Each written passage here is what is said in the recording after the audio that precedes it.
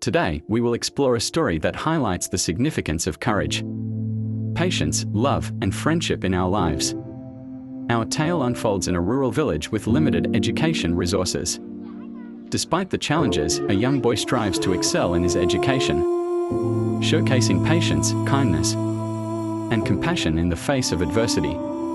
As he matures, he encounters hardships that challenge his bravery and resilience.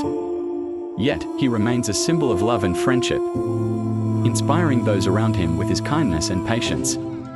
His journey exemplifies the strength of love and friendship. Despite obstacles, he perseveres, learning from his experiences to aid others. His story serves as a reminder that we all possess the ability to overcome challenges and make a positive impact on the world.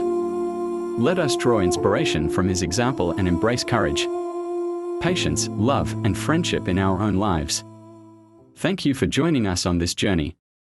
If you enjoyed this story, please show your support and subscribe for more inspiring tales. Stay courageous, patient, loving, and friendly until next time.